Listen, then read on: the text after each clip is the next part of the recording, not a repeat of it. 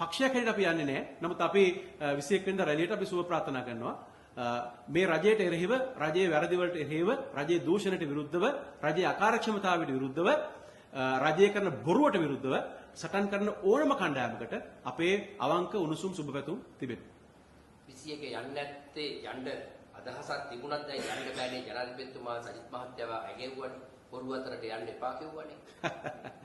කවුද හොරා කියලා බලමුකෝ. දැන් කන්ටේනර් 1775 හොර ටෙන්ඩරයක් මගින් ගන්න හදන්නේ කවුද?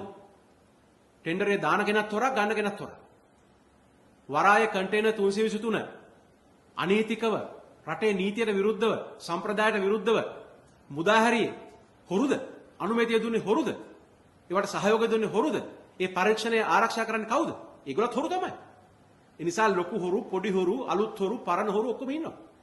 මේක හොරකමටම ගිය જાතියක්. දැන් හොරකමට විරුද්ධව බලට ආපු මිනිස්සු හොරකමට අනුබල දෙනකොට ඉතින් මේක මොකಾದ හොරා කියලා අඳුර ගන්න බෑ. හැබැයි එක දෙයක් තියෙනවා. සමගි ජන බලවේගයේ හැටියට අපි අල්ලසර දූෂණයට එරෙහි අපේ නායකයා ඒ ප්‍රතිපත්තියේ ඉන්නේ. වෙනත් පක්ෂයක් හෝ කණ්ඩායමක් කරන දේශපාලන ක්‍රියාදාමයකට අපි අනිවාර්යෙන් සම්බන්ධ වෙන්න ඕන කියලා දෙයක් නැහැ. අපිට ඒ කියන්නේ අපේ අනන්‍ය වූ වැඩපිළිවෙලක් තියෙනවා.